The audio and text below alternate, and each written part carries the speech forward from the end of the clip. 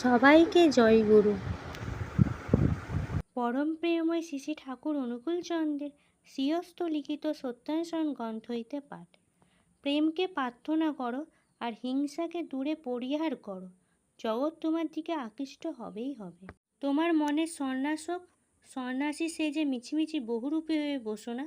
তোমার মন সতে বা ব্রহ্মে বিচরণ করুক, কিন্তু শরীরকে গেরুয়া বা রংচঙে সাজাতে ব্যস্ত হও না, তাহলে মন শরীরমুখী হয়ে পড়বে। অহংকার ত্যাগ করো, সৎস্বরূপে অবস্থান করতে পারবে। পতিতকে উদ্ধারের কথা শোনাও, আশা দাও, ছলে বলে কৌশলে তার উন্নয়নে সাহায্য করো, সাহস দাও, কিন্তু উচ্ছৃঙ্খল হতে দিও না। যদি কোনো দিন তোমার প্রেমাস্পদকে সর্বস্ব বিকিয়ে নিমজ্জিত হয়ে থাকো আর ভেসে উঠবার আশঙ্কা দেখো, তবে জোর করে তৎক্ষণাৎ নিমজ্জিত হয়ে বিগত প্রাণ হও। দেখবে প্রেমাস্পদ কত সুন্দর, কেমন করে তোমাকে আলিঙ্গন করে আছেন। যদি এতটুকু লোকনিন্দা, উপহাস, স্বজনানুরক্তি, স্বার্থহানি, অনাদর, আত্ম বা পরগঞ্জনা তোমার প্রেমাস্পদ হতে তোমাকে দূরে রাখতে পারে, তবে তোমার প্রেম কতই ক্ষীণ, তা নয় কি? কোনো কিছু আজ বুঝেছি আবার কাল বোঝা যায় না, হেয়ালি ইত্যাদি বলে শিগাল সেজো না। কারণ ইতর জন্তুরাও যা বোঝে তা ভোলে না, তাই এক প্রকার বলাটাই দুষ্ট বা অস্থির বুদ্ধির পরিচায়ক। আজ উপকৃত হয়েছি বলে কাল আবার স্বাচ্ছন্দ্য হয়ে অপকৃত হওয়ার ভান করে অকৃতজ্ঞটাকে ডেকে এনো না। এর চাইতে ইতরাম আর কি আছে, যাকে তাকে জিজ্ঞাসা করো।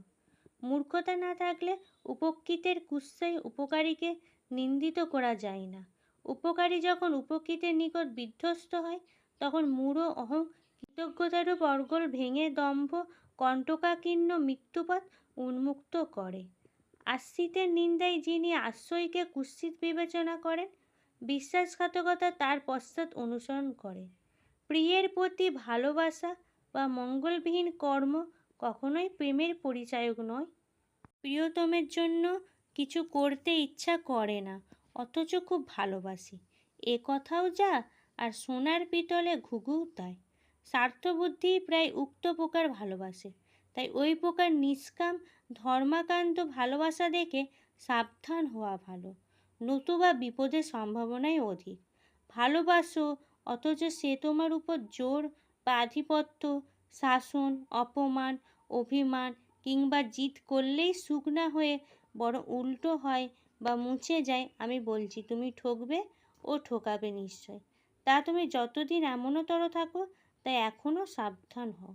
প্রেমের মোহ বাধা পেলেই বৃদ্ধি, প্রেমাস্পদের অত্যাচারেও ঘৃণা আসে না, বিচ্ছেদের সতেজ হয়, মানুষকে মূঢ় করে না, চিরদিন অতৃপ্তি, একবার স্পর্শ করলে আর ত্যাগ হয় না, অপরিবর্তনীয়।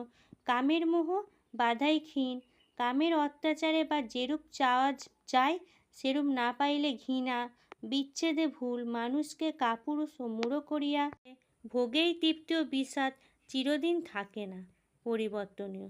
গরীয়ান হও, কিন্তু গর্বিত হও না। যদি মুগ্ধ করতে চাও, তবে নিজে সম্পূর্ণভাবে মুগ্ধ হও। যদি সুন্দর হতে ইচ্ছা থাকে, তবে বিস্মৃত সুন্দর দেখো। একানুরক্তি, তীব্রতা ও ক্রমাগতিতেই জীবনের সৌন্দর্য ও সার্থকতা। বহু ভালো লাগা যে এক ভালো লাগাকে টোলাতে বা বিচ্ছিন্ন করতে পারে না, সেই ভালো লাগাই প্রেমের ভগিনী। ভালো মন্দ বিচার করে বিধ্বস্ত হওয়ার চেয়ে সতে গুরুতে আকৃষ্ট হও, নির্বিঘ্নে সফল হবে নিশ্চয়।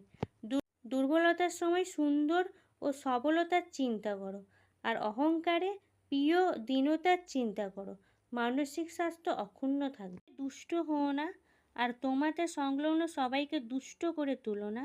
তাকে দাও, চেয়েও না, পেলে আনন্দিত হও। তুমি তার ইচ্ছাধীন হও, তোমার ইচ্ছাধীন তাকে করতে চেষ্টা করো না, কারণ তোমার নিকট তিনিই সুন্দর। মিলনের আকুলতাকে কিছুতেই ত্যাগ করো না, তাহলে বিরহের ব্যথা মধুর হবে না, আর দুঃখের ভিতর শান্তিকে অনুভব করতে পারবে না। যার উপর তোমার ভাবা, করা ও বোধ যতখানি ও যেমনতর, তার উপর তোমার আসক্তি, টান বা ভালোবাসা ততখানি ও তেমনতর।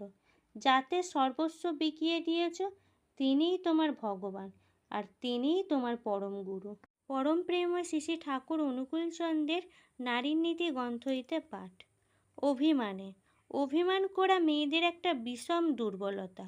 মানুষের চাহিদা যখন ব্যাহত হয়, অহং তখন নিচু হইয়া হীনতা অবলম্বন করিয়া আফসোসে মাথা গোজা দেয়। আর অভিমান হইতেছে এই অহংয়েরই একরকম অভিব্যক্তি। তাই অভিমানের সহচরী হইতেছে ঈর্ষা, আক্রোশ ও অন্যায্য দুঃখের বকবগানি। অল্প কারণকে অনেক করিয়া বোধ করিয়া তাহাতে মুহ্যমান হওয়া। রোগেচ্ছা, উইল টু ইলনেস। অপরিচ্ছন্ন ও কুৎসিত থাকার চিন্তা, উইল টু আগলিনেস। সাবধান হইও, ইহা তোমাকে জাহান্নামে লইবার প্রকৃত বন্ধু। বাণী সংখ্যা 29 আর পৃষ্ঠা সংখ্যা 21-22। জয়গুরু।